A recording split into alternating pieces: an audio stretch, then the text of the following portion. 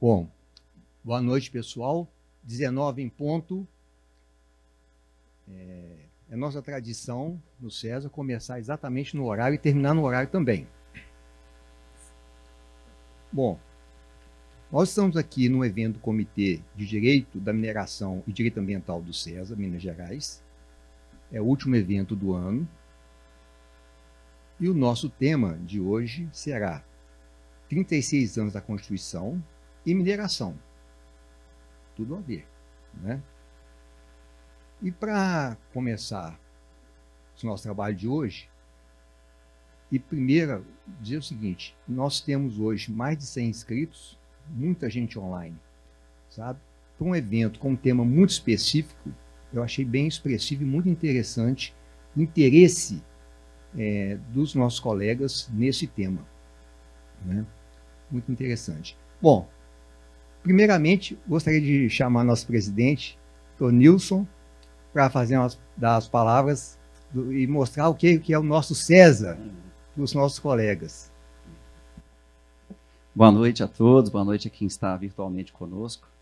Eu queria inicialmente agradecer a presença aqui, física e virtual, dos nossos associados, né? O César pulsa por conta de vocês, da presença, da aderência aos nossos projetos, e agradecer por mais um ano venturoso que nós tivemos aqui pelo César Minas, pelo César Nacional, uma entidade que tem 41 anos e que, eu acho que não só essa caminhada, mas tudo que ela já representa para as associadas, já demonstra o quanto mais a gente pode seguir para tempos férteis aí adiante.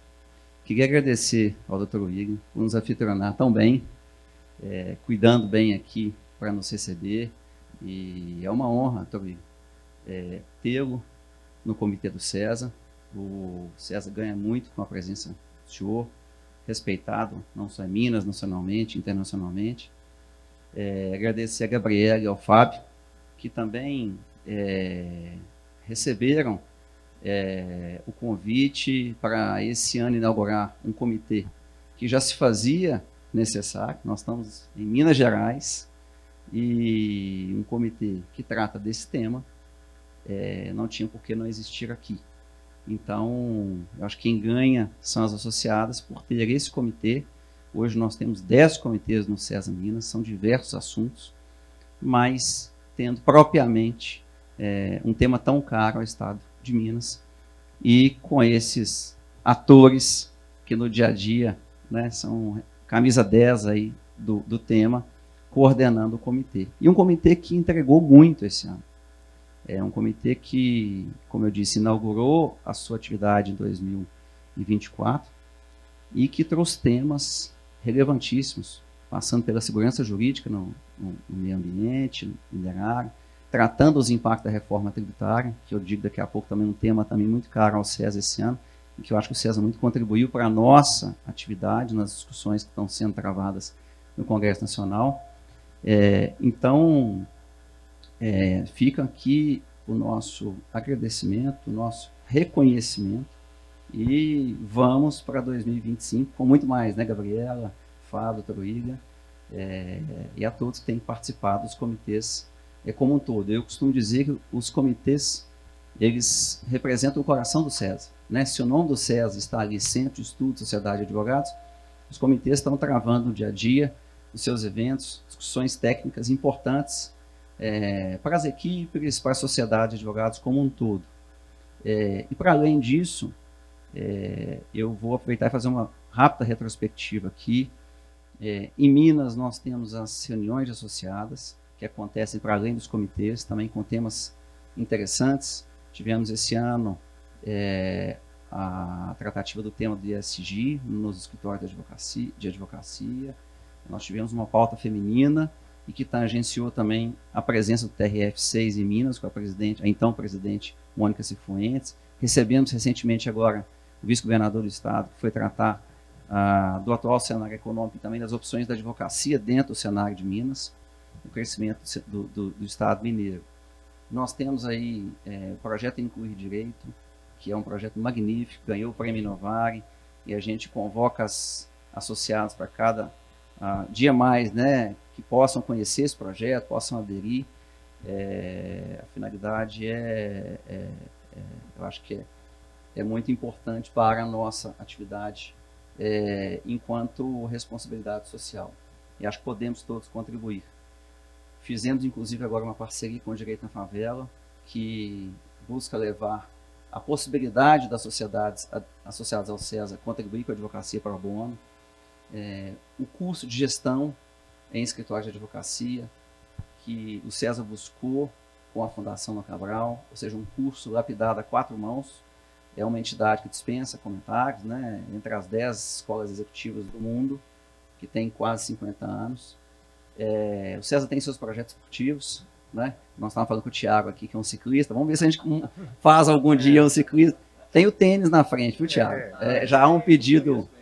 Tem beach tênis, corrida, o futebol, campanha solidária. Enfim, gente, a gente muito agradece a presença de vocês, a aderência, a adesão dos escritórios aos projetos do CESA. Nós estamos falando aqui e a gente tem que se fortalecer a cada dia mais. Então, o Instituto dos Advogados é uma entidade também que está se aproximando do CESA por nosso gosto, eu acho que também da mesma forma que o gosto do Instituto, a Seminas, a própria AB, no que é possível fazer junto da entidade. Então, são entidades congêneres que têm algum papel similar em alguns pontos. E nós vamos buscar sempre essa aproximação para ganho coletivo, acho que de todos. Eu, para finalizar aqui, gostaria de agradecer também a Tayane, que eu imagino que esteja a Tayane que esteja nos auxiliando aqui. A Tayane, eu digo que é um anjo aí que a gente tem, que está sempre conosco nesses eventos. E como eu havia falado da reforma tributária, porque foi um tema que tocou este comitê neste ano, o CESA, esse ano, até por seu presidente, Gustavo Egarão, desempenhou uma atividade relevante no corpo a corpo, no Congresso, discutindo não só com deputados, mas senadores, né, a tratativa que estava posta como proposta para a regulação tributária da nossa atividade. Acho que houve um avanço significativo, um ganho que se espera, pelo menos na pauta, ou no texto que está lá agora. Então, para dizer para os senhores que a gente começa 25 aí otimista em relação a essa pauta, porque eu acho que não tem... Acho que todos nós estamos vivenciando um momento aí de expectativa, né, do que virá em torno disso. E acho que a entidade está buscando a melhor regulamentação para a nossa atividade. Então, acho que já falei muito, até para a gente não fugir do tempo, né? O senhor é muito pontual e obrigado novamente, parabéns. E agora eu passo a palavra para o senhor novamente. Eu gostaria de dizer que o prazer é nosso de recebê-lo aqui no nosso evento, né? E esperamos trazer outros eventos do CESA para a nossa casa. Tá, e complementando, não podia deixar de agradecer a minha colega Cláudia Ferraz, diretora, supervisora também, que auxilia no dia a dia dos comitês. O Léo Santos não pôde estar aqui conosco, mas também deve ser abraçado por todo o trabalho e empenho. E vamos para 2025 aí com uma pauta renovada e muito a fazer. Muito obrigado. Bom, dando sequência, eu gostaria de dizer que nesse nosso evento nós temos um apoio institucional do IBMEC, né, importante para nós, e a AMG, 7 de março de 1915, foi a fundação, mais que centenária, né? Não é pouca coisa. A FENIA, que é a Federação Nacional dos Institutos de Advogados do Brasil, o IBDM, nosso presidente aqui, Thiago de Matos, e a revista Indemine, que é uma revista especializada em mineração, né, da nossa prezada Tebes. Um abraço para a Tebes e para o Wilson, que devem estar nos assistindo aí. Bom, nós não podemos dar sequência num evento sobre mineração, sobre direito da mineração, sem dar a palavra para o nosso querido IBDM, né, hoje sob a batuta do nosso prezado Thiago de Matos. Muitíssimo obrigado, doutor William. Obrigado a todos os convidados aqui hoje. Já que você está falando, né, de tanto tempo, né, de tantas instituições com tanto tempo de existência, lembrando que o IBDM existe desde 1999. Esse ano ele fez 25 anos, então é uma instituição também já super consolidada. O doutor William teve a oportunidade de fundar o IBDM com uma missão muito objetiva, tá? De transferir o conhecimento do direito minerário para frente, de apoiar iniciativas que pensem o direito minerário, apoiar publicações, seminários, cursos, né? Só esse ano o IBDM realizou a 26ª edição do curso de Direito da Mineração em São Paulo. Ou seja, são muitos anos, pensando que o IBDM tem 25 anos, né? A gente já está na 26ª edição, teve um ano que a gente fez 2, inclusive. Considerando todos os cursos já feitos pelo IBDM, a gente tem alguns milhares de alunos que já passaram, né, por esses cursos, o que muito nos honra, né? A gente vê muitas críticas dizendo que o direito minerário tem pouca doutrina, pouco pensamento, e o IBDM está fazendo a parte dele, historicamente, apoiando, publicando, fazendo esses eventos, e evento como esse aqui, né? Eu só queria agradecer bastante, convidar todos a irem no site do IBDM, ficarem atentos às notícias que a gente está sempre publicando, né? É um espaço de convivência de várias teses associadas ao direito minerário. Eu só queria complementar nas falas do Nilson, entre os vários pontos relevantíssimos do César, e obviamente agradecendo a presença do César nessa organização, tem também a rede de e-mails, né? Para os associados, tem um grupo lá de e-mails que é desses grupos de e-mails que a gente participa, um dos melhores, que tem conteúdo, há uma camaradagem entre o grupo que troca essas informações. Então, a gente que participa de tanto dessas frentes aqui, sabe que alguns não são tão populares assim como os do César, e é uma instituição única que a gente tem muita satisfação de poder estar fazendo um evento conjunto. Então, desejo a todos, né, pessoal que está online também, não só os presenciais, que seja um excelente curso aqui, né, todo mundo possa aproveitar bastante os debates, as palestras. O IBDM está sempre de portas abertas para discutir esses assuntos com todos. Doutor Willi, muito obrigado. Tá, muito bom, Thiago. Só lembrando que esses cursos do IBDM, que começaram com um dia de curso, depois foi para 2, 3, foi o embrião da nossa pós em parceria lá com o CEDIM. Com o CEDIM, é isso aí. Sem favor nenhum, o melhor curso de pós-graduação em Direito da Mineração. E eu sou testemunha que eu já dei aula em uns 11, sei que é o seguinte, o nosso não é 80% de direito administrativo e 20% de direito mineral, o nosso é 100% de mineração. Tá? Maravilha. O coordenador, com Bruno, Marcelo Azevedo, Paulo Honório. Para além de ser o melhor curso no CEDIM, eu preciso só publicizar aqui, acredito que seja do conhecimento de alguns, talvez não de todos. O César tem um convênio com o CEDIM para o benefício de descontos. Excelente. Isso está lá em vigor. Depende de cada curso, mas vai entre 10% e 20% de desconto. Então fica mais esse convite aí para que possam os associados do César se valer desse curso, né, tão bem elogiado aí pelo Thiago, pelo Dr. William, e cumprimentando e agradecendo novamente a presença aqui, não novamente, mas agradecendo a junção com o IBDM, que certamente a entidade tem muito enfim, numa parceria com o César, né, a apoiar, apoio mútuo e desenvolver ótimos projetos. Obrigado. Excelente lembrança, Nilson. Obrigado. Espero que o pessoal tenha tomado nota aí. Maravilha. Então, te passo a palavra novamente. Muito obrigado, viu? Lembrando que o trabalho de comitê é, no mínimo, meia dúzia de mãos.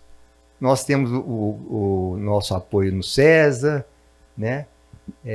Temos a Gabriela Salazar, o Fábio Figueiredo. Então, é um trabalho de muitas mãos. Eu tinha sentado cá, mas já que é agradecimento, quero fazer mais um para a pessoa que está ali, Raquel Campolina, né? Que também apoia em todos os eventos que o IBDM faz. É nosso braço direito e esquerdo, faz todos esses eventos acontecerem. Raquel, mais uma vez, obrigado por todo o apoio para todos os eventos aqui. E eu vou contar, a Raquel estava de férias. Eu falei, Raquel, tem um evento dia 4. Aí ela já entendeu, não sei nem falar. Entendeu? Aí voltei dia 2 para poder ajudar aqui. Campolina, é assim mesmo. É o nosso ritmo, sabe? E ela já incorporou o nosso ritmo, nossa cultura. Isso é muito bom. Bom, então, dando sequência aqui, vamos chamar aqui nossa prezadíssima Gabriela Salazar, Fábio Figueiredo, para nós darmos andamento aqui nos nossos trabalhos.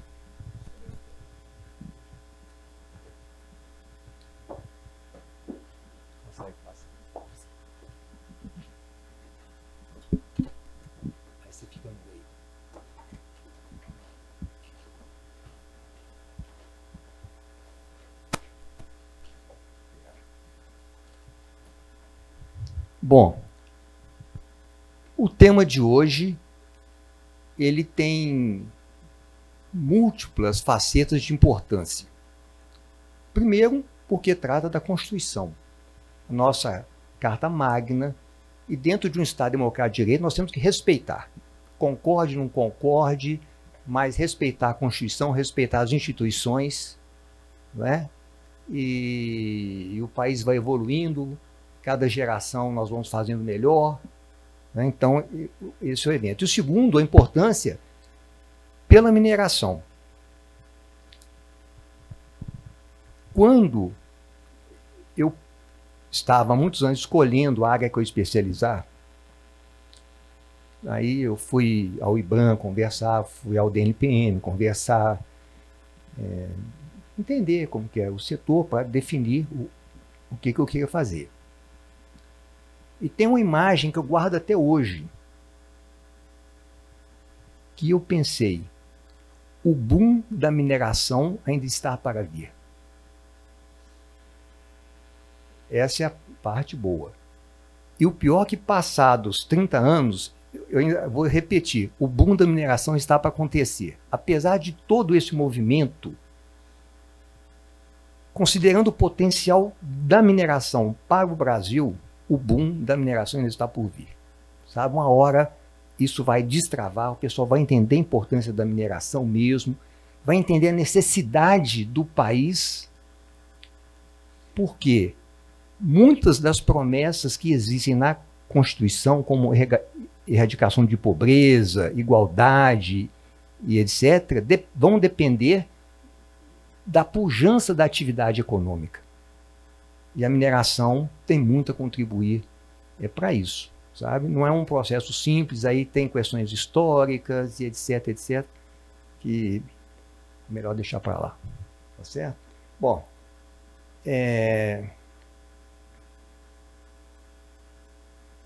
deixa eu seguir aqui meu improviso, tá certo? Bom, então vou começar dando uma ideia do assunto, e aí nós vamos debatendo aqui, tá? Mais para frente, se alguém quiser fazer alguma observação, alguma intervenção, fica à vontade. Nós temos ali o microfone, porque está sendo gravado, né? Só isso, com a Raquel Campolini, tá? Bom, feito o elogio institucional à Constituição, vamos agora analisar algumas coisas. Tá certo? O primeiro que eu notei aqui é o seguinte, a nossa Constituição com 36 anos teve 134 emendas. 3,7 emendas por ano na média. Não existe nada nem parecido no mundo ocidental civilizado. Ponto. A Constituição dos Estados Unidos com 237 anos teve 27 emendas, o que dá 0,1 emenda por ano. Tá? Então, é um detalhe importante. Tá? E por quê? Chega nosso prezado Leonardo Gandara. Bem-vindo. Nós temos, já que nós temos que anunciar as autoridades, entendeu? Vamos anunciar a chegada do nosso prezado Leonardo Gandara ali. Bom, então essa é a primeira observação. Sabe? Que Constituição é essa que precisa de 134 emendas em 36 anos? Segundo ponto. Mesmo com 134 emendas, o Congresso Nacional não foi capaz de regulamentar, de regular, para ser preciso, mineração em terras indígenas. Isso caracteriza o que é conhecido na doutrina como insegurança por omissão, insegurança jurídica por omissão. E qual é o grande problema? Aliás, vários, né? Quais são os problemas decorrentes disso aí?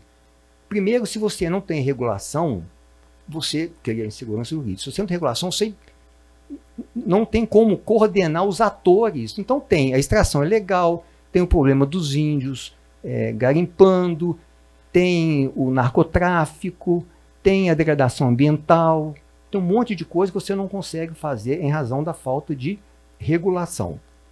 Uma outra questão interessante é que o STF já se declarou um tribunal político, né? A primeira vez foi uma decisão de 2004, e vem reiterando essa posição. Olha, se ele é um tribunal político e o Congresso Nacional não cumpre sua função, daqui a pouco ele está regulando isso aí. E aí vamos ver como é que isso vai ser regulado. Um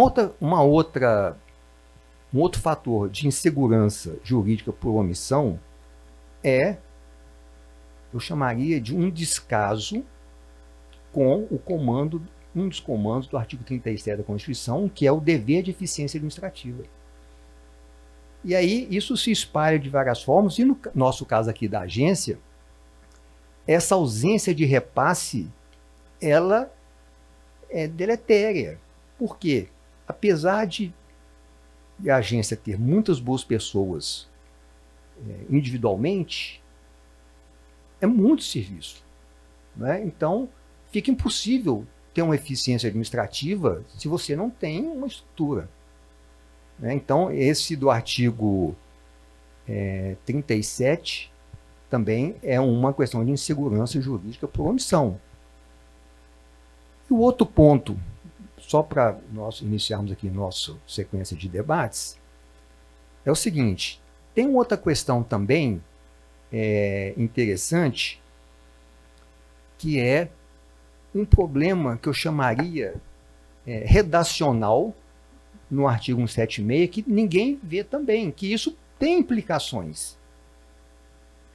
Eu penso que tem uma implicação originária, que foi um descuido, um pouco cuidado na redação do texto, né? E nós sabemos que a Constituinte vem num momento difícil, muito dividida, as posições e tal. Mas, aqui para nós, é o seguinte: a Constituição fala que a atividade mineral vai ser exercida por autorizações e concessões. E fala também que os recursos minerais pertencem à União, qualquer que seja a natureza jurídica desse pertencimento, tá certo? Que é outro problema. Só que, em 1988, já existia as licenças municipais que eram levadas a registro, da 65 e 67. E isso ficou desse jeito. Depois, em 1989, um ano depois, vieram as permissões de lavra garimpeira. Ora, que comando é esse que ninguém obedece? Não é? Então, fica aí. E no caso do licenciamento, tem uma questão interessante que, em 78, vigorava o regime conhecido como res nullius. Fazia algum sentido o município ter um poder legislativo, a partir de um comando legislativo, de dar essa licença. Quando os recursos minerais passaram para a União, essa competência do município é questionável. O fato é o seguinte: ficou tudo como estava, está todo mundo bem, todo mundo fez vista grossa e a vida continua. Tá certo? Então, são esses 3 pontos que eu gostaria de colocar aqui para nós, para esquentar e começar o debate. Bom, Gabriela, por favor. Doutor William, primeiro agradecer ao senhor pela recepção. A gente se sente muito em casa aqui, na Casa da Mineração. Agradecer muito o Tiago pelo IBDM, agradecer essa turma toda que está aqui. É muito bom rever colegas que há muito tempo a gente não via, alguns que a gente tem um contato só pelas redes sociais, e aí curte a foto, comenta, mas a vontade mesmo é de encontrar para discutir, para debater esses assuntos.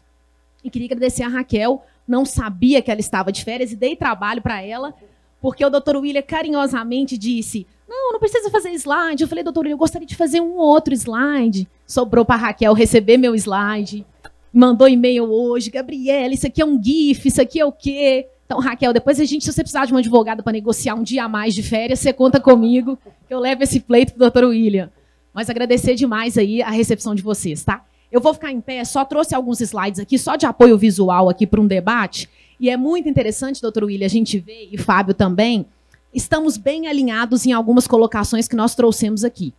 Eu serei breve aqui na minha... Obrigada, Raquel. Eu serei breve nas minhas observações aqui. Vou deixar minha colinha aqui, doutor William, que eu fiz uma cola aqui também, que tem uns dados aqui que é bom a gente se referir a eles com mais precisão, né?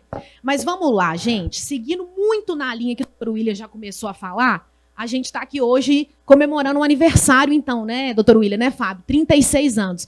E aqui nessa plateia, contando com quem está aqui em cima também, muitos de nós, acho que a maioria é mais novo que a Constituição. E aí fica a cargo de cada um interpretar quem é mais novo ou não que a Constituição, né? Isso aqui, para mim, é terapia, doutor William. Quando a minha cabeça está muito cheia, eu coloco na televisão e deixo rodar, apesar de eu saber todas as falas de cor, praticamente. Então, eles falam e eu falo também. Essa cena é clássica, né? O Joey lá, para quem é familiar com o seriado, comemorando os seus 30 anos, e ele fala, Deus, por que eu? A gente tinha um combinado de que os outros iam envelhecer, mas não eu, né? Então, a gente trouxe isso aqui só para lembrar que, apesar da gente estar comemorando uma festa de aniversário, nós vamos, doutor William, com licença da aniversariante, trazer aqui alguns apontamentos que talvez não sejam muito agradáveis à própria aniversariante. Mas são algumas reflexões que nós vamos fazer junto.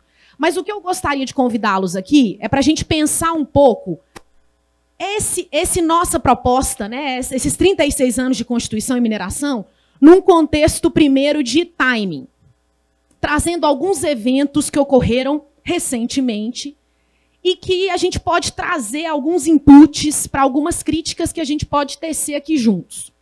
Então, vamos lá.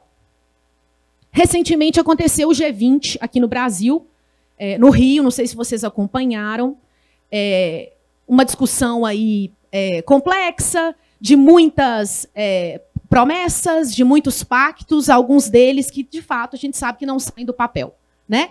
Um palco político muito grande, uma troca de amabilidades, alguns presentes, outros não presentes, a presença do Biden, por exemplo, já tirada de contexto pela perda nos Estados Unidos e a entrada do Trump. Então, tudo isso vem, né, nessa linha. Quando a gente olha o documento final do G20, lá está presente uma expressão que a gente escuta quando a gente acorda e quando a gente vai dormir. Transição energética. Não existe outra expressão que esteja mais pulando aí na tela. Todo mundo fala em transição energética. Mesmo aqueles que não sabem o que é transição energética. No documento final do G20, lá está. Nós reconhecemos, não nessas palavras, claro, nós reconhecemos o momento crítico de empenharmos esforços para uma extração de minerais críticos, não está falando a palavra extração, tá?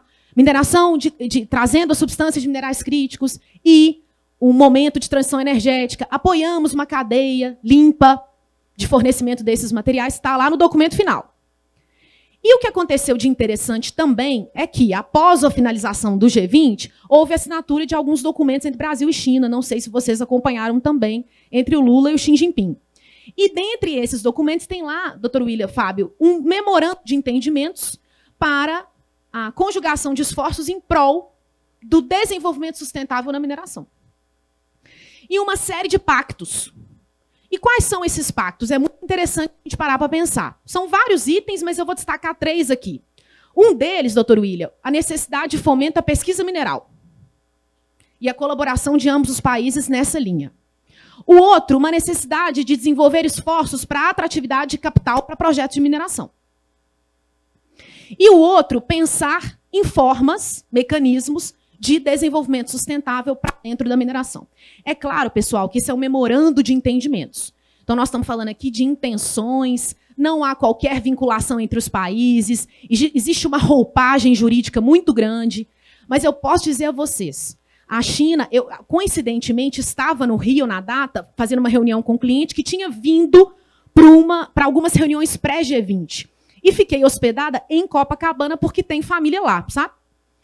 E aí, assim, muito interessante observar, Tiago, 6 horas da manhã, levantei me sentindo a esportista e fui fazer minha atividade física na beira da praia. Aluguei uma bicicleta, lá daquelas bike do banco, né, para a gente não fazer publi. Peguei a bicicleta e fui. Tiago, foi a primeira vez, Fábio, que eu falei mandarim sem saber. Porque eram chineses e chineses enfileirados pelo calçadão de Copacabana, com bandeiras hasteadas da China, e eles não respeitavam a ciclovia. Então, eu vinha na minha música, na minha playlist do Spotify, e quase fui acertada por um mastro de uma bandeira. Então, naquela hora, eu falei um mandarim ali, porque a buzina da bicicleta não serviu. A presença da China no Rio de Janeiro era, assim, claramente visível. Era mais fácil enxergar a China no Rio do que o Brasil no Rio. E isso por que a gente está trazendo esses elementos? Porque nós vamos pensar em algumas reflexões para trazer algumas críticas da Constituição nesses 36 anos. Vamos segurar um pouquinho aí, então, o G20. Aí nós tivemos também, é para cá que eu aponto? A COP 29, em Baku. E aí, se a gente for resgatar um pouquinho do discurso, de novo, muito difícil, né, doutor William, né, Fábio, de trazer compromissos efetivos que enderecem a agenda climática. Interesses que são muito conflitantes entre os países, a gente sabe disso. Mas se a gente for olhar lá nos anais das discussões, qual expressão que a gente encontra? Transição energética. Todo mundo falando de transição energética. Para que haja um endereçamento das questões climáticas, para que haja um avanço na pauta climática, é preciso endereçar e é preciso abraçar a pauta da transição energética. Muito bem. Se avançamos mais um pouquinho, recentemente tivemos a vitória do Trump nos Estados Unidos. E é muito interessante perceber, pelo menos assim, né, no meu mailing, eu recebi muitas análises, a gente não sabe quais fazem sentido, quais não fazem, porque é um conhecimento muito específico local, avaliando o impacto Trump versus Harris na política mineral dos Estados Unidos. E mais interessante ainda é pensar que nós temos um candidato, agora presidente eleito, né, que, a princípio, muito a favor dos combustíveis fósseis, negacionista das mudanças climáticas, e que teve, durante o processo eleitoral, um apoio muito grande de um dos maiores líderes de indústrias de carros elétricos, e por aí vai, que é o Elon Musk, que hoje tem um cargo no governo dele. Foi nomeado para o Departamento de Eficiência Governamental. Eu posso estar trocando aí a palavra, mas o recado é esse. O Elon Musk será responsável por trazer eficiência para a administração pública do Trump na sua gestão. Cortando aí burocracias excessivas, porque a gente acha que os Estados Unidos não têm problemas? Tem problemas. Problemas de licenciamento ambiental também. Existem minas lá que demoram décadas para serem operacionalizadas. Tem alguns problemas também de incentivos fiscais. Então, o Elon Musk assume não só com essa pauta de mineração, não, mas também voltado para isso, porque ele é um dos maiores interessados nessa discussão. Então, o Trump emerge nesse contexto, esvazia a COP20, porque o que o Biden falava ali, o pessoal descontava, dava um desconto. Era mais fácil enxergar o Trump no presidente da Argentina do que no próprio Biden, dos Estados Unidos, no caso, o interesse dos Estados Unidos. E aí vinha toda essa discussão de como ser a política mineral daqui para frente. E por que nós estamos falando tudo isso nesse contexto? Porque a gente pensa, pegamos tudo isso, todo esse contexto, que aqui é um recorte muito objetivo pelo nosso tempo aqui. Nós poderíamos listar outros eventos, outros aspectos recentes, né? Circunstâncias recentes, que trazem uma necessidade de uma avaliação crítica da posição do Brasil. E aí, doutor William, Fábio, nós vemos, então, se a gente fosse fazer um recorte, eu fiz aqui só um exercício, a gente pode pensar junto, até se vocês estão de acordo. Fiz um exercício aqui e pensei, se a gente fosse fazer um recorte desses 3 eventos, o que a gente poderia destacar de forma objetiva em termos de, vamos falar assim, apontamentos. Em quais direções, ainda que no discurso, ou seja, ainda que na prática, esses eventos recentes apontam no que se refere à mineração. Então, selecionei 3. Ainda que no discurso, tá? É importante isso. Vamos lá. Um discurso muito forte sobre desenvolvimento sustentável, transição energética e ação climática. E isso, inclusive, no pós-mineração. Em alguns documentos que a gente vai, né, cavucando, a gente encontra, inclusive, nesse pós-vida útil da mina. Um outro ponto, necessidade de pesquisa, de conhecimento melhor do território para identificação de potenciais projetos de mineração. E um terceiro, a necessidade de facilitar investimentos e atrair capital. Então, se a gente fosse enxugar tudo, poderíamos trazer esses 3 takeaways, vamos chamar assim, né? Essas 3 conclusões. E aí, Fábio, doutor William, como que o Brasil responde? Aí eu selecionei 3 manchetes aqui de como que o Brasil responde a esses três apontamentos. Governo Lula faz cortes recordes em orçamento da Agência de Energia e Mineração. Saiu, acho que 1 semana e meia atrás, na Folha de São Paulo e alguns outros jornais. O corte é expressivo, a ponto da própria ANM se manifestar no sentido de que as ações emergenciais estão garantidas, mas que algumas ações planejadas tiveram que ser engavetadas. Em linha, exatamente com o que o Dr. William fala, da necessidade de reconhecer a agência como uma protagonista que necessita de maiores cuidados. A gente tem a impressão, doutor William, Fábio, que a gente avança na ANM, 2 passos, volta 1, às vezes volta 1,5, e não falo isso de forma nenhuma, de competência, de forma nenhuma, mas de aparelhamento e de reforço orçamentário que, de fato, eles necessitam. A outra manchete, um pouco mais antiga, Senado discute um projeto que autoriza garimpo em áreas destinadas para pesquisa e extração de minerais. Acho que Fábio talvez depois vai pincelar um pouquinho sobre isso, né? Um projeto de lei delicadíssimo, que traz um peso de insegurança jurídica, doutor William, extremamente significativo. Porque a gente está falando de direito de prioridade, a gente está falando de poligonais já outorgadas, direitos minerários que estão há décadas com as empresas, investimentos milionários em projetos, e que se vem ali, naquela ideia do projeto de lei, com uma possível perda de uma determinada área em favor de algum outro tipo de projeto. Não vou entrar nesse mérito, não, a gente discute depois. E uma terceira manchete, que a gente já ouviu muito, mineradores e petroleiras avaliam ir à justiça contra o imposto seletivo. Sem sucesso nas negociações no Congresso, os 2 setores argumentam que imposto do pecado onera exportações e estudam levar a cobrança aos tribunais. Obrigada. E aí, doutor William, é muito interessante observar, e eu acho que o senhor foi, quando sugeriu que comemorássemos o aniversário da Constituição, fechássemos o ano do comitê, eu acho que o senhor tinha isso em mente. Como esse último evento conversa com o primeiro evento que a gente fez.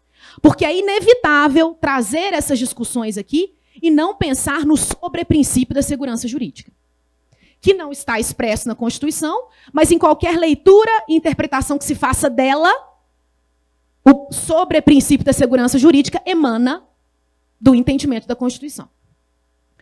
A administração pública brasileira, regulamentada na Constituição, vamos falar assim, desenhada na Constituição, é uma administração pública que tem que transmitir segurança jurídica para o setor.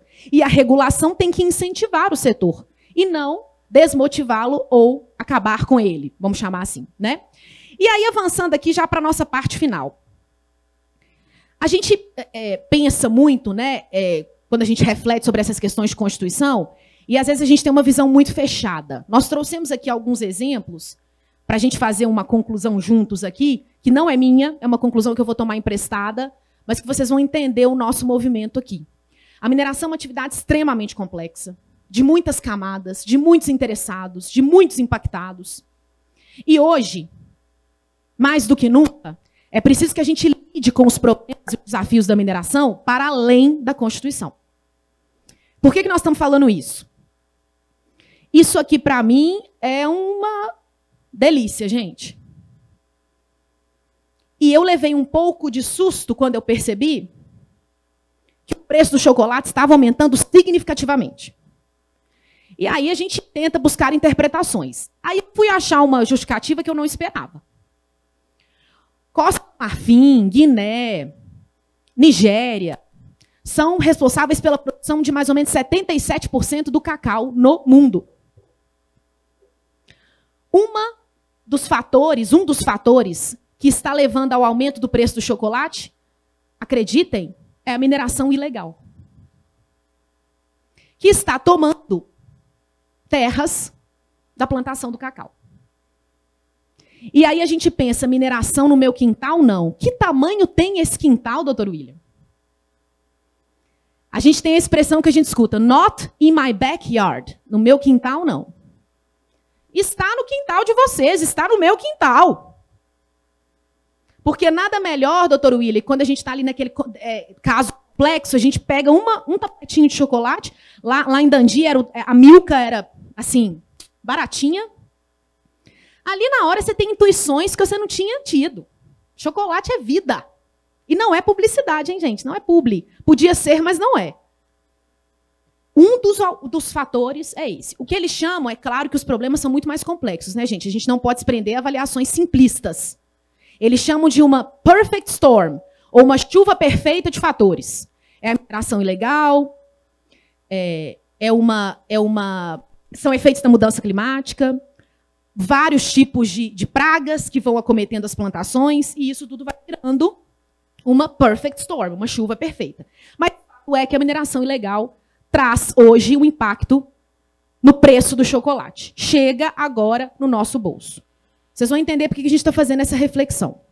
Agora nós vamos partir para uma outra reflexão. Sempre convidando a pensar além, doutor Willy, e aqui a gente vai fechar a nossa fala. Eu sempre bato na tecla, e conversando com colegas, acredito que muitos têm a mesma visão, as pessoas, de uma forma geral, entendem que a mineração vai acabar no momento, a atividade ali, os benefícios econômicos vão acabar no momento do exaurimento da mina, de fato. E é uma preocupação muito grande com o fechamento de mina, com o que vai vir depois, como que vai haver uma sobrevivência econômica, social daquela comunidade.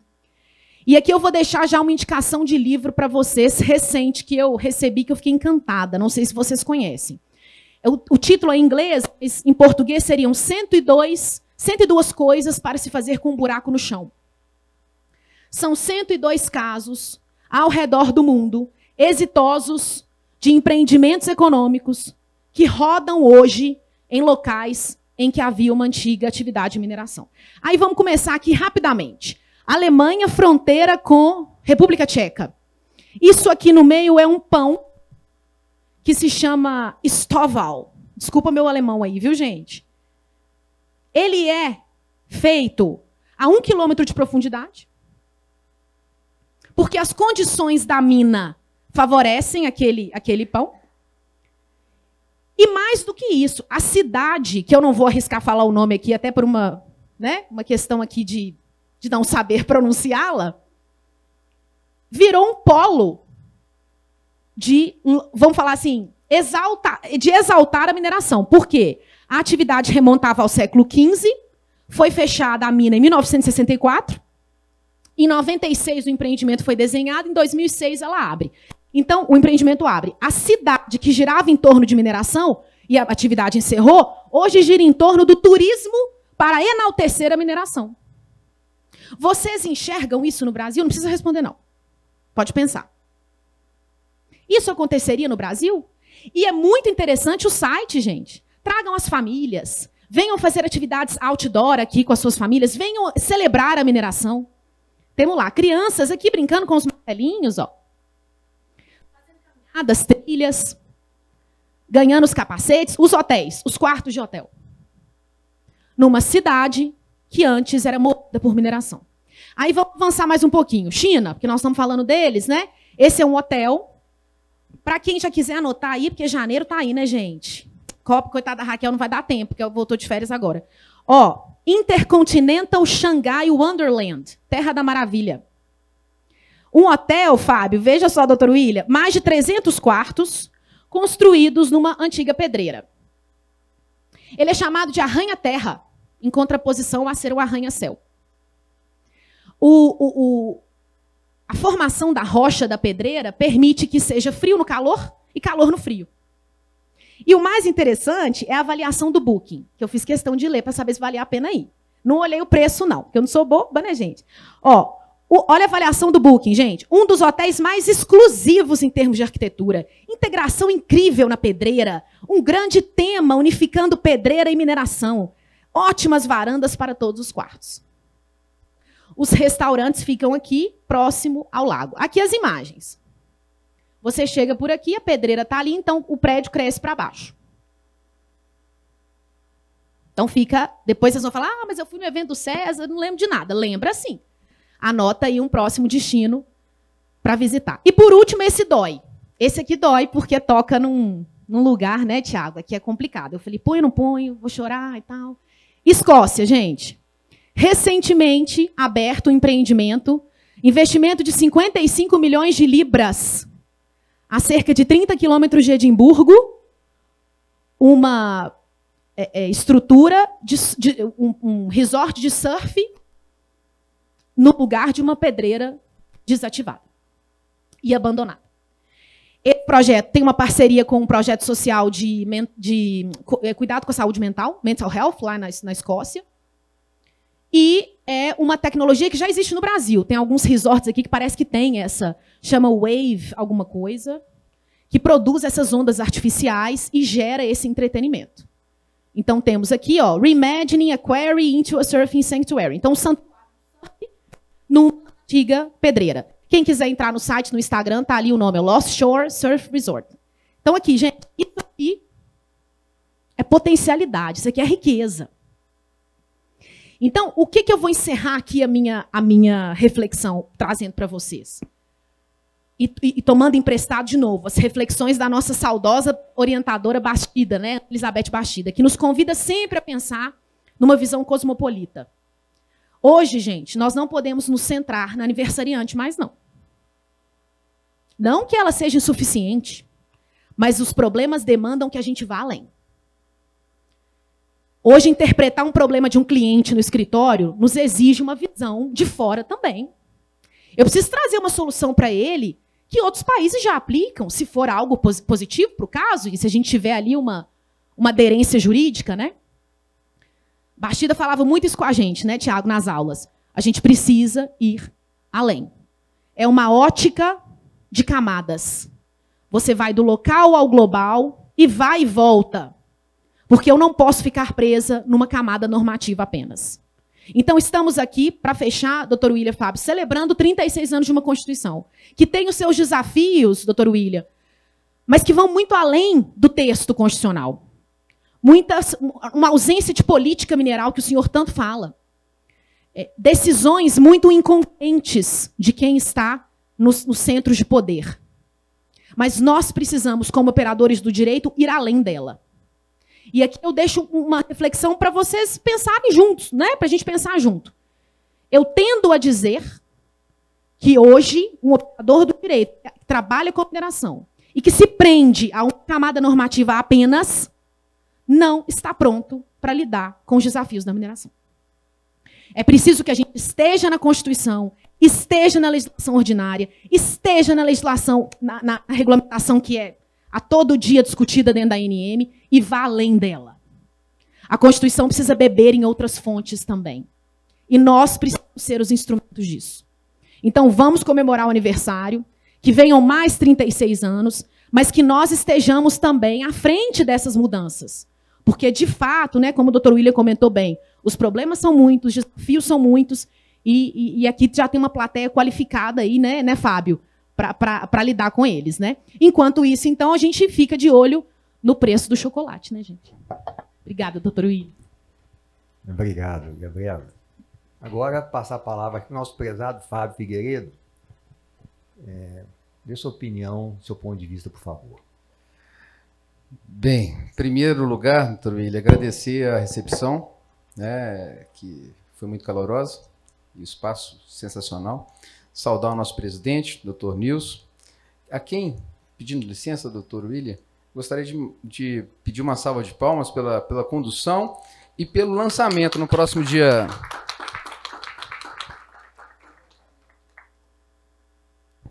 Pelo lançamento no próximo dia 9, da sua publicação, que é a tese de doutorado apresentada brilhantemente na Universidade Federal de Minas Gerais. Bem, eu vim aqui, eu já sabia que eu estava no meio de uma armadilha, né? O Gandara está rindo lá atrás, mas é verdade, porque falar depois do Dr. William e depois da Gabriela já é muito difícil, né? E a Gabriela, eu já tive essa experiência recentemente com ela lá em Cuiabá, que a gente tratou de mineração e mineração ilegal, essas questões que estavam muito à frente lá da matéria. E eu vim com uma cola aqui que eu vou ter que sair totalmente do que eu estava imaginando falar, inicialmente por conta das provocações do Dr. William, né? Bem, segurança jurídica, primeiro ponto, né? Atração de investimento e conhecimento do território nacional. A Constituição, a rigor, garantiria ao empreendedor essa tal segurança jurídica, né? Mas o que nós vemos atualmente, e estamos enxergando, é que o Congresso Nacional vem trabalhando em sentido justamente contrário, né? Esse projeto de lei citado pela doutora Gabriela é o projeto de lei número 957 de 2024, apresentado pelo deputado Felipe Barros, do PL do Paraná, que trata das tal PLGs flutuantes, né? É uma excrescência absurda, né? Porque ele possibilitaria, em tese, né, que uma determinada PLG flutuante fosse concedida caso a ANM autorize, sendo ou não a mesma substância sobreposta a uma concessão de lavra, por exemplo. Então, eu ouvi isso de um grande cliente, né? O risco que há ao empreendedor que já instalou ali sua estrutura de lavra, sua estrutura de beneficiamento, suas pilhas de rejeito estéreo, né? De sofrer algum tipo de interferência do garimpeiro é muito grande, né? Tive um exemplo desse no escritório, uma empresa de ouro aqui localizada em Sabará, do lado nosso, né? Vira e mexe, essa empresa se depara com o quê? Com um garimpo em cima da barragem dela. E é autuada sistematicamente pela FEAM, pelo Estado de Minas Gerais, pela Secretaria de Estado de Meio Ambiente. E o que acontece lá? Acontece que ela chega, a segurança patrimonial chega, tem um equipamento de garimpo em cima da barragem, tirando ouro do rejeito, muitas vezes de forma a causar riscos, inclusive, à estrutura de barramento. Então, esse é um primeiro ponto que demonstra que, a despeito da Constituição, lá no artigo 20, depois no 22, depois no 176, depois no 223, tentar trazer algum tipo de direcionamento para a mineração, para a atividade mineral no Estado brasileiro, né? O Congresso Nacional trabalha hoje em sentido diametralmente oposto. Além desse projeto, e aí eu vou no seu ponto e no ponto do Dr. William, da pesquisa mineral, né? A deputada Duda Salebert, né, daqui de Belo Horizonte, ela apresentou nesse ano agora, em outubro desse ano, 2 projetos de lei que vão lá em cima do artigo 42 do Código de Mineração, né? E de forma a desprestigiar o conhecimento do território geológico brasileiro. Por quê? No primeiro projeto, que é o 3799 de 2024, apresentado no dia 3/10, ainda aguardando relator na Comissão de Meio Ambiente da Câmara, ela visa tratar da segurança das pilhas de rejeito estéreo, né? Matéria essa que eu imagino que seja técnica e atribuição da ANM, não do Congresso Nacional, porque ela tenta chegar ao ponto de trazer questões de engenharia numa lei, né? Quer dizer, eu pelo menos não participei, acredito que nenhum de nós aqui tenha sido convidado a participar de nenhum evento técnico que desse substrato à deputada Duda para promover uma medida nesse sentido. E o que ela faz? Ela vai lá e mexe no artigo 42 do Código de Mineração, nesse projeto, dizendo que, na hipótese de empreendimento se mostrar potencialmente causador de dano ao meio ambiente. Gente, a mineração é uma atividade que pressupõe dano. Eu li isso até num livro do seu colega, do Tiago ou não, acho que foi do Paulo, né? Do Paulo Honório. A mineração é uma atividade que pressupõe o dano, né? Pressupõe impacto. Pode ser uma externalidade positiva ou negativa, mas pressupõe o impacto. E o que ela quer com esse projeto? Ela simplesmente acaba com a possibilidade da pesquisa. Porque o sujeito vai pesquisar, ele vai encontrar uma alternativa para técnica locacional, porque falar em barragem virou palavrão aqui em Minas Gerais, né, no Brasil inteiro, que vai ser a pilha, o de rejeito seco ou de rejeito drenado, né?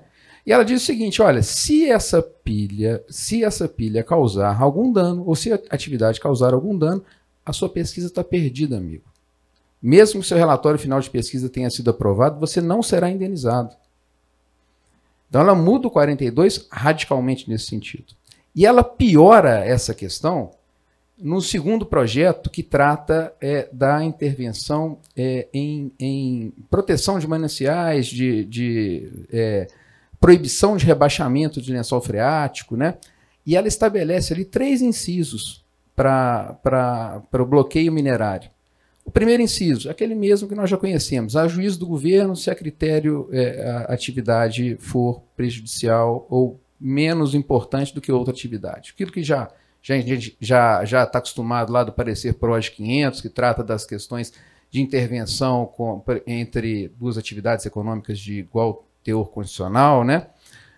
Mineração, geração de energia elétrica e tudo, ela mantém esse inciso. E coloca os 2 outros, causar impacto ou necessitar de rebaixamento no lençol freático. Rebaixamento no lençol freático, até onde eu sei, o Dr. William vai poder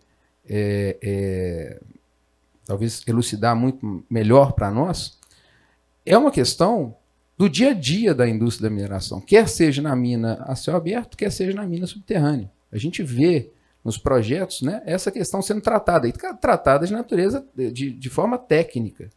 Não é proibindo que você resolve a questão, porque no licenciamento, quando eu vou buscar a outorga para rebaixamento do lençol freático, eu tenho que fazer um estudo hidrogeológico que é submetido ao órgão técnico, e esse órgão técnico tem competência, aí sim ele tem competência, não a ANM, porque ela traz a ANM também a atribuição de falar se o projeto é ou não viável sob o ponto de vista ambiental. Então, a LP, né, poderia ser dividida em 2 aqui, uma LP concedida pela ANM e outra pelo CISNAMA. Então, me parece que assim, são 3 projetos que atacam frontalmente a nossa Constituição. Então, sob o ponto de vista da segurança jurídica e do conhecimento do subsolo, né, nós temos projetos em curso em análise na Câmara dos Deputados,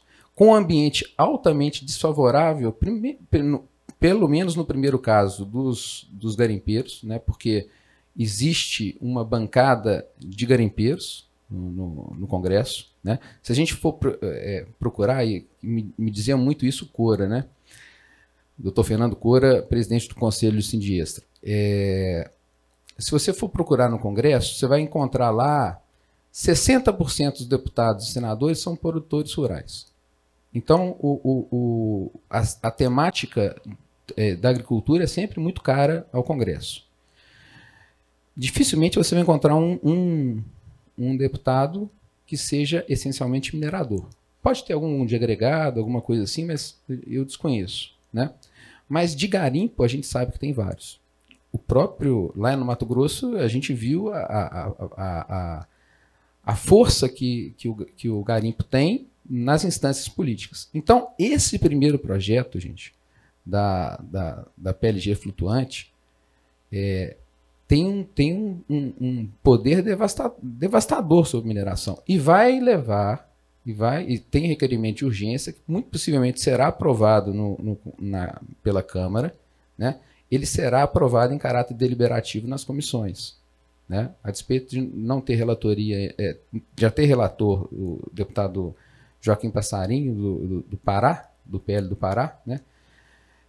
A gente pode esperar aí um barulho grande nesse aspecto. Então, sob o ponto de vista da segurança jurídica, já trago essa primeira reflexão. Sob o ponto de vista, então, do conhecimento geológico, outra questão relevante é essa alteração do artigo 42 do Código de Mineração, né? Que vai desestimular o investimento em pesquisa mineral. fato totalmente contrário ao que nós estamos falando, né?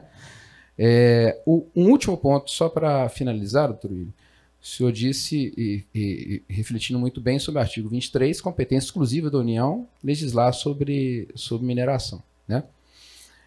Mas não dá para fugir do que a professora Ana Bastida fala. A despeito dela não ter sido minha orientadora foi a professora Conselho Yoshida, e eu levei a conhecimento dela o livro da professora Ana Bastida, né? O que a gente vê de interferência de outros entes nessa análise do contexto da mineração não nos permite mais realmente ficar centrados só na Constituição, nas resoluções da ANM e na portaria 155, não nos permite mais. Por quê? Porque tem município legislando sobre mineração. Né? Nós tivemos o caso de Manhuaçu, que proibiu a mineração do seu território. Né? Manhuaçu, Lagoa Santa, outros municípios. E a FIENG vem questionando isso dioturnamente, levando isso ao tribunal. Né?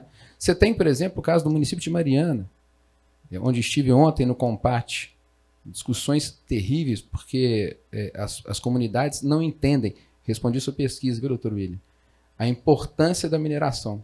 Né? Eu acho que esse é um ponto, talvez fechando aqui o meu raciocínio, esse é o ponto que nós ainda não conseguimos incutir na cabeça do brasileiro, muito em função, possivelmente, dos 2 eventos ocorridos aqui em Minas Gerais recentemente. Né? A importância da mineração para o desenvolvimento sustentável.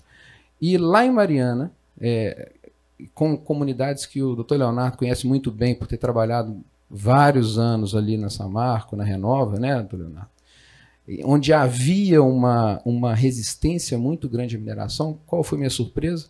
Nós aprovamos um projeto no Compate ontem à unanimidade, e um empreendimento que está ali a 2,2 quilômetros de Camargos, então de uma região protegida pelo patrimônio de Mariana, e esse mesmo empreendimento passou na semana retrasada pelo Conselho Municipal do Meio Ambiente, também aprovado, lá com 3 votos contrários, e com apoio maciço da comunidade.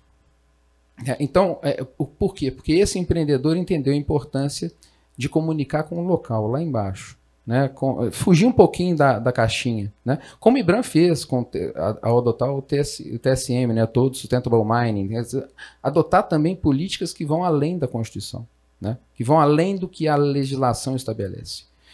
Então, com essas palavras, eu tento aqui fugir totalmente da minha cola, do meu improviso, né, porque provocado por segurança jurídica, questão do conhecimento geológico brasileiro, que é muito falho, e, pelo visto, o cara que está lá fora, eu vejo muitas publicações do escritório do senhor, que fala muito para o estrangeiro, né? Venha para o Brasil, aqui tem segurança, aqui tem... Quando o cara vê e analisa um projeto desse, o que ele imagina, né? Se eu vou ou não vou investir no país.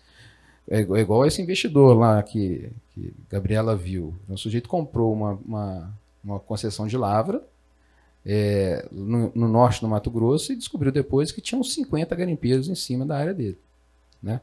E vai entrar com uma ação de fazer contra a ANM para ela fiscalizar. Coitados, são 400 servidores, deveriam ser 1.200 e agora tem um concurso para 200 servidores. Né? Então, o que o Dr. Mauro me disse outro dia. Fábio, nós estamos em permanente estado de greve, porque é 1/3 do contingente trabalhando. Né? Então, a despeito do caráter, talvez heróico dos servidores, da diretoria colegiada, que vem, de certa forma, analisando as matérias sob o ponto de vista até um pouco além da legislação, né? Eu vejo essa discussão entre eles lá muito forte, né? Dr. Mauro um pouco mais legalista, ali, puxando para o lado da legalidade, e os demais diretores querendo sair um pouco da caixa, né? Eu vejo que se nós não reforçarmos a estrutura da CPRM e a estrutura da ANM, nós não teremos esse conhecimento do território nacional. Acho que isso eu respondi suas perguntas, né? Ou tem mais alguma? Doutor William, então, devolvo para o senhor. Muito bom.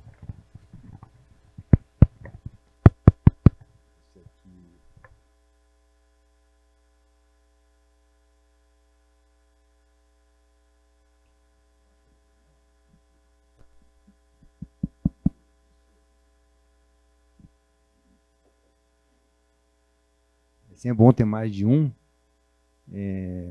Campolini. Claro, chama a Raquel. Campolini, nós estamos com um problema no microfone, já arrumou? Ah, tá, obrigado. Ah, tá.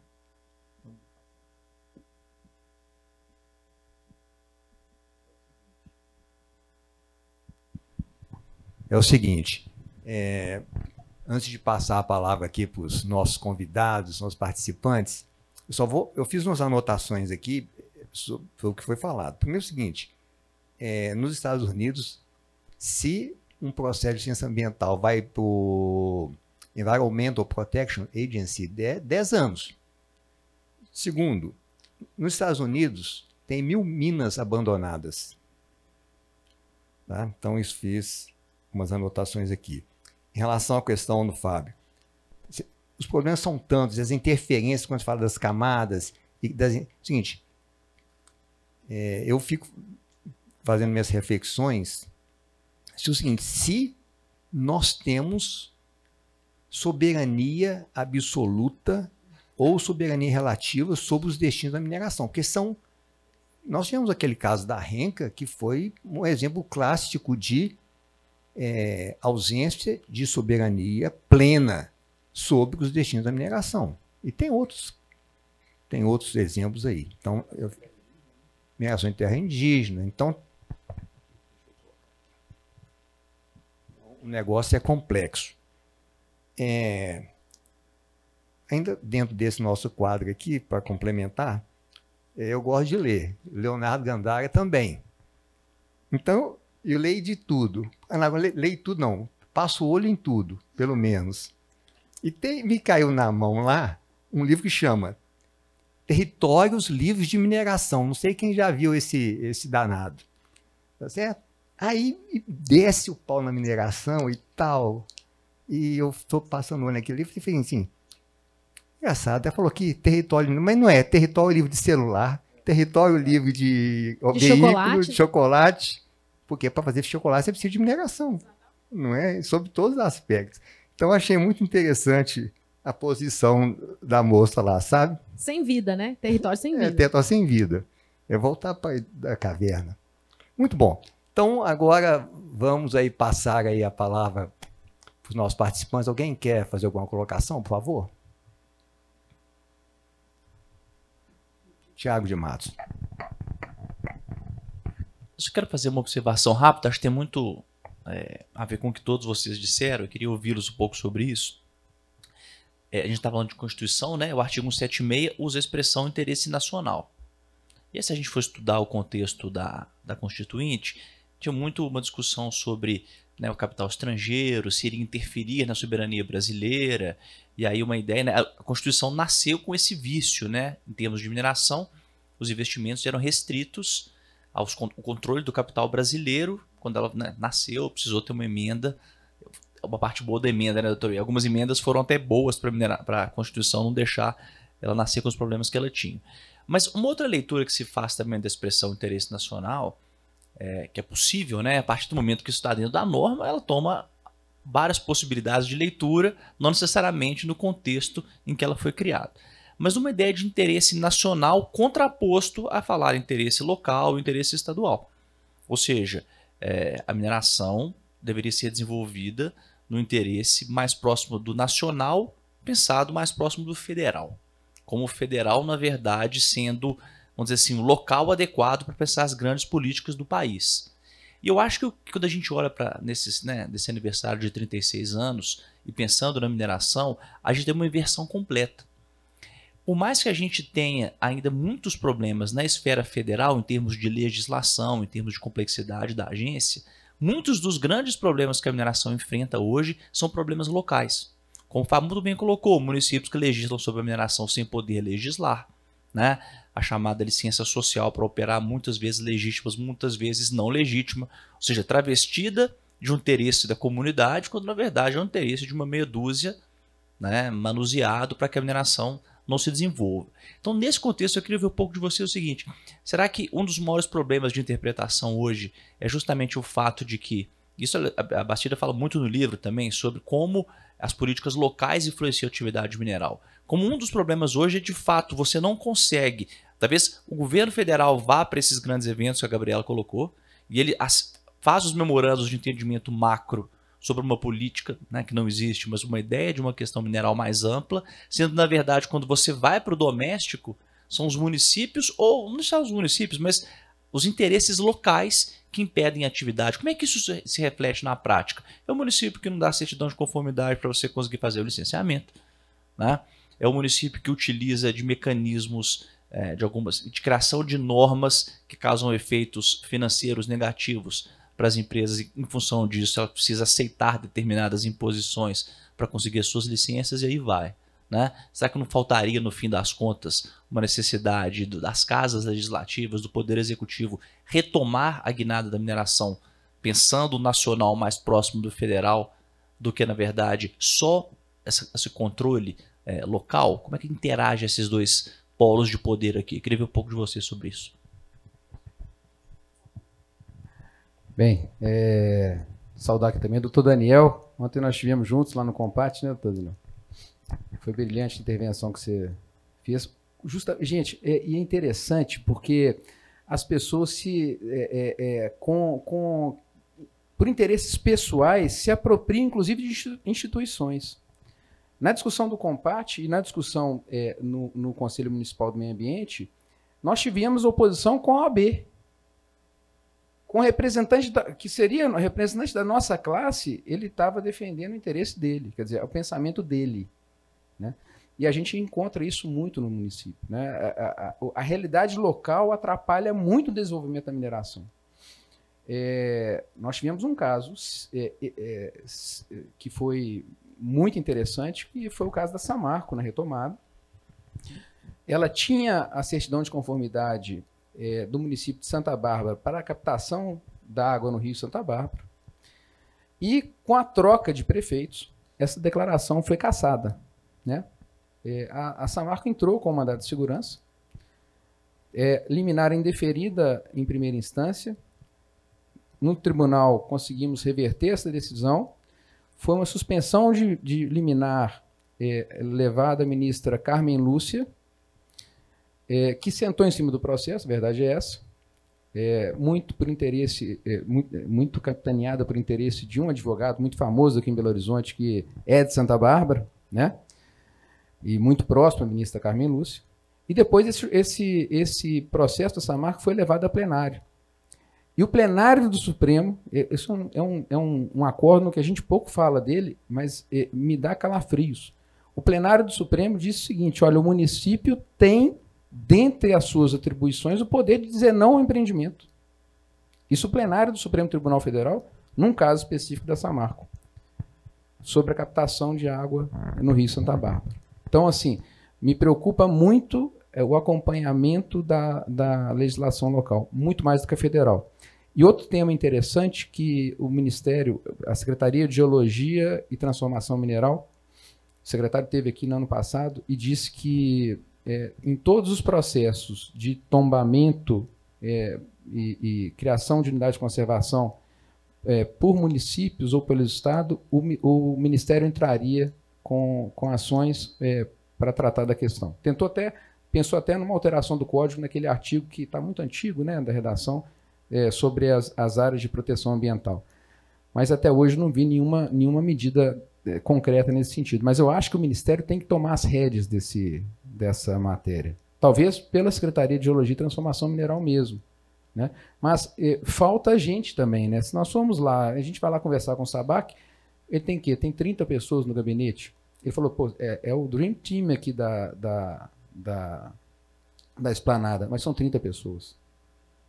Com a Procuradoria que não dá conta de acompanhar o que acontece no Brasil inteiro, né? Então, assim, eu acho que é dever nosso na advocacia, né, tentar trazer a federalização dessas discussões sempre que possível, né? A gente tenta, muitas vezes não consegue, né, trazer a ANM e tentar federalizar a discussão, mas eu acho que o caminho vai muito por aí, Thiago, de buscar esse interesse nacional.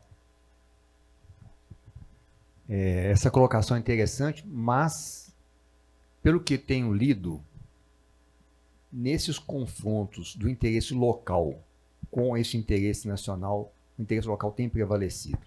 sabe, decisões na Bolívia recentes sobre isso e tal. Então, é um problema ver como é que resolve essa situação. Mais alguém? Por favor. Boa noite. Estou com o microfone aqui, obrigado.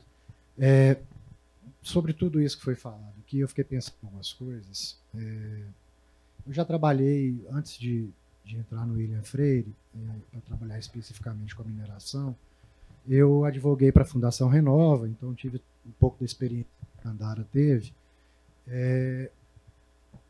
de acompanhar esse processo, a questão do impacto, as discussões que eram travadas nos diversos, né, a estrutura complexa que foi criada, né, a própria Fundação Renova, as comissões, os comitês que existiam internamente. Uma percepção que eu tive é a de que, infelizmente, os dois fatos que ocorreram, né, os dois rompimentos, eles viraram uma plataforma política muito vantajosa, digamos assim. Essa exploração política desses eventos, elas têm prevalecido sobre o que é de fato a mineração, qual que é o lado positivo da mineração. E a mineração chega para a sociedade, geralmente, o impacto negativo, né? A pessoa olha uma mina, que é uma estrutura complexa, enorme, gigante, e é algo realmente impactante. Eu acho que o IBRAM tem feito recentemente um trabalho muito importante de mostrar para a população o que é o efeito positivo da mineração. Mas eu acho que a gente ainda está perdendo essa batalha, digamos assim, né? A gente, de forma alguma, quer com isso desmerecer o impacto que a mineração tem negativo, digamos assim, principalmente com esses eventos, mas que foram esporádicos, apesar da sua extensão. E com isso eu tenho insistido sempre com quem eu converso, e que muitas vezes se assusta quando eu falo, não, eu advogo para mineração e tal. A gente sabe que isso causa um certo espanto em alguns âmbitos.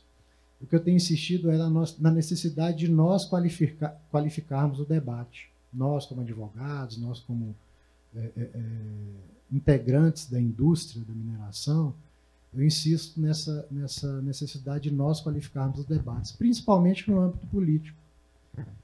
Eu vejo, na eleição aqui em Belo Horizonte, eu vi pelo menos uns 5 vereadores indo aqui na Serra do Curral dizer que tinham conseguido fechar a atividade da mineradora, que agora ou não, enfim. Eu falei, mas tanta gente no período político falando a mesma coisa. Não é possível que todo mundo teve essa participação tão ativa. Mas é porque isso ganha voto, isso explora, e o pior, explora um lado, muitas vezes, que não é o verdadeiro da mineração e que muitas vezes são casos isolados. A Gabriela trouxe o exemplo ali do hotel na China. Eu não sei se vocês sabem, mas o Parque Mangabeiras era uma pedreira, né? E eu acho que muitas vezes falta um trabalho, ou é um trabalho que ainda é pequeno, mas que está começando, da gente trazer para a população essa imagem da mineração. Falei tanto que o trem está acabando. Essa imagem da mineração, essa imagem positiva, e que é o dia a dia, que é a nossa realidade, que é tudo que a gente faz. Esse livro que o Dr. William citou é ignorar a realidade. Como eu falo, às vezes a mineração é igual à gravidade. Não tem como você lutar contra. Então, voltar para o tempo das cavernas.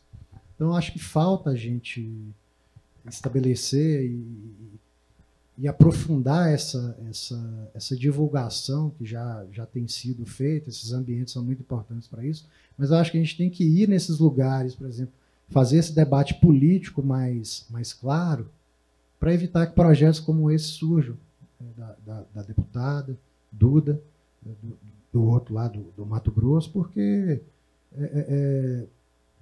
a gente atrasa muito o desenvolvimento por conta dessas discussões que a gente sabe que são políticas e eleitoreiras, né? Não sei se cabe algum comentário, só fiquei pensando nisso durante o que vocês falaram, mas obrigado pela exposição. É isso aí. Tá. Bom, Posso só fazer um comentário rapidinho, doutor William? eu só Claro, por favor. engatar o seguinte, como nós temos um compromisso aqui com o nosso horário, você já faz seu comentário, já faça observações finais, depois nosso prezado Fábio aqui, porque essa pontualidade é suíça. Muito bom. Já vou fazer minhas considerações finais, então. Meu caro, eu sou muito otimista, sabe? Eu acho que a gente já está vivendo uma era de transformação até dessa compreensão. Quando o Tiago menciona essa questão local, né? Estava numa reunião recente, um município que está desenvolvendo agora mais atividades de mineração, não era muito essa a vocação ali do local, e tendo uma reunião ali com o órgão, com um servidor veio ele da pasta ambiental da secretaria e disse, olha, eu tenho que dar o parecer, mas eu não sei, eu estou com muita dúvida, você pode me explicar, por favor, o que é rigidez locacional? Então, veja, a gente precisa de ir, sem dúvida, nos debates políticos, mas talvez a gente precise também dar uns passos para trás, né? Vamos falar, sim, eu acho que isso é muito louvável, mas na maior parte das vezes você não vai conseguir convencer na palavra. Então, a sua execução, o seu trabalho, o trabalho que o IBDM vem fazendo, que o CESA vem fazendo, ampliando esses fóruns de discussão, ampliando esses debates. O Tiago mesmo mencionou no início, milhares de alunos já estudando mineração, algo que há um tempo atrás era impensável. Então, é isso. Isso também é falar da mineração. Escrever, ampliar a doutrina, ampliar a compreensão, ampliar o conhecimento. Isso sem falar, né, doutor William e Fábio, quando a gente vai despachar com o juiz. A Ana está aqui, pode falar horas sobre isso. Quando a gente vai defender uma tese no judiciário, o próprio judiciário desconhece a mineração. Então, a complexidade do seu ponto, que é muito, muito, muito importante, vai muito além, né? A sociedade desconhece a mineração. Então, a gente vai devagarzinho, mas, sem dúvida, eu acho que isso aqui já é um avanço, né? Mais uma vez, agradecer ao doutor William, ao Tiago, ao Nilson, à Cláudia. Acho que a gente encerra o ano de 2024 com chave de minerais críticos, agora tem que falar chave de ouro, chave de minerais críticos e essenciais. Começar a preparar para 2025 a nossa Já estamos pauta. com várias ideias, né, doutor William? Então, estejam atentos aí, acompanhem as redes sociais, porque vai vir muita coisa boa por aí e a gente conta com vocês, né? Eu acho que esse fórum aqui, ele cada vez mais tem que se ampliar. Vocês têm que vir para cá também, falar sobre mineração, discutir, trazer outros pontos de vista, debater, né, Fábio? Ampliar isso aqui, porque isso é a construção de conhecimento e o amadurecimento. E obrigada, Raquel, de novo, mais uma vez, seja muito bem-vinda das suas férias, viu? Obrigada, doutor William. Fábio, por favor. Bem, gente, falas finais aqui. Eu acho que realmente a comunicação da mineração é falha. O IBRAM vem trabalhando muito nesse sentido, tem um plano de comunicação que a gente sabe que ainda carece de investimentos, né? A Vale vem fazendo isso também, a gente vê propagandas mostrando que o celular é minério, né? Então, acho que esse caráter estratégico que a professora Batista fala, ele vai ser incutido. O que a gente vê é que esse debate mais arraigado está muito preso aqui em Minas Gerais. Quando a gente vai lá para o Mato Grosso, a situação é diferente. Estou dando um exemplo porque a Gabriela esteve lá comigo há pouco tempo, né, num evento de mineração, que, pasme, né, estava esgotado o evento. Parecia uma mini Exposibran, em Mato Grosso, com expositores locais. E o governo do estado, as pessoas, as comunidades se manifestando favoravelmente à atividade. Então, é uma questão muito nossa, eu acho que muito em decorrência dos dois eventos, né? A gente comunica mal e comunica pior depois que aconteceram esses dois grandes eventos, que infelizmente, né, trouxeram uma imagem mais negativa à atividade. Mas a questão de ideologia, o trabalho que o Tiago faz, o projeto Lapidar, acho que tem que fazer um novo, né, Tiago, que ele foi muito bom de trazer, né, sair outro projeto desse, né, porque foi realmente fantástico, né, trazer profissionais autodeclarados negros e pardos, né, para o debate, para conhecimento da matéria. Aprender, né? Aprender sobre mineração. Foi muito gratificante e até te agradecer lá o convite na época para ministrar junto com a Solange um painel lá sobre compliance da mineração. Né? E a questão dos minerais críticos estratégicos pode ser já o primeiro tema lá. O Sabac está querendo mexer naquela portaria 2 lá, a gente podia trabalhar disso, né? falar sobre minerais, se quiser, sobre uma visão não só jurídica, mas uma visão holística. Aí vai melhorar a situação. Bom, eu fiz umas anotações aqui e muito foi falado no interesse nacional. Não é? Tiago, você fala em interesse nacional. E o interesse nacional é daquelas expressões de núcleo sentido forte e intuitivo. Se pedir cada um para definir o que é interesse nacional, vai falar, mas todo mundo sabe o que é. Né? É o que interessa o país. Quando nós falamos em interesse nacional, há várias formas de nós interpretarmos isso, entendermos isso. Dentro do nosso contexto aqui, que é a celebração dos 36 anos da nossa Constituição, eu pensei em uma das possíveis definições de interesse nacional a partir do atendimento de direitos fundamentais na Constituição que precisam ser atendidos e que podem ser atendidos pela mineração, estão relacionados com a mineração. Relacionei 3. Primeiro, direito fundamental à boa administração pública, que é uma expressão cunhada pelo Juarez Freitas. Tem um livro muito interessante, né? Um tema talvez por outra coisa, que ele fala o seguinte, que a natureza jurídica dos atos administrativos não é o nome que você dá, mas as leis atuais já trazem dentro dela qual é a natureza jurídica dela. Bem interessante, um livro muito bom, fininho, mas bem interessante. Tudo relacionado, porque se nós não tivermos esse direito fundamental, a boa administração no sentido amplo, mineração não vai para frente, porque a agência tem uma função de gestão desse patrimônio mineral, coisa complexa. Segundo, direito fundamental à soberania sobre nossas riquezas minerais. Ora, se nós não pudermos dizer o que nós queremos para o país, o que nós queremos para a mineração, o que nós queremos para a proteção ambiental, o que nós queremos para a conciliação das atividades produtivas com a sustentabilidade, cadê a soberania? Não é? Direito fundamental à erradicação da pobreza e da fome. Mineração tem tudo a ver. 2.800.000 empregos na mineração. A produtividade agrícola só pode ser alcançada com os fertilizantes minerais. Esse negócio de adubo caseiro, não sei o que, não funciona para mineração, para agricultura em larga escala. Não é? Bom, agora, se esses direitos fundamentais que nós estamos falando aqui, nenhum deles foi atendido, pelo menos em sua plenitude, para não desestimular, tá certo? É o seguinte, nós temos que tomar cuidado com essa escalada de direitos fundamentais não atendidos e o principal pilar do Estado Democrático de Direito não ser atendido, qual é? A lei tem que ser obedecida por todos. A impressão que nós temos é que a lei só obriga o particular, só obriga a empresa. Por que esse cuidado? Porque se isso tem uma escalada, nós podemos chegar numa expressão cunhada por um jurista da Colômbia que chama estado de coisas inconstitucional. O que é o estado de coisa inconstitucional? É quando a Constituição não é obedecida. E aí é um ciclo vicioso. A Constituição não é obedecida, o Supremo não dá conta de fazer obedecer, e a sociedade passa a entender que a Constituição, se ninguém obedece, por que eu vou obedecer também? Então nós temos que tomar cuidado com esse risco de escalada para não chegar no estado de coisas inconstitucional. Tá bom?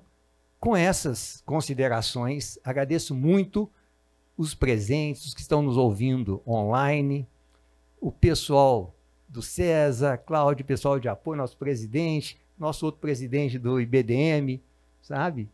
O IBDM é um xodó, tá certo? Né? O pessoal que está online, Raquel Campolini, o pessoal de apoio do César, repete o nome, por favor. Tayane, Raquel Campolini, que tem um crédito de 2 dias de férias com a gente. Obrigado, gente. Boa noite.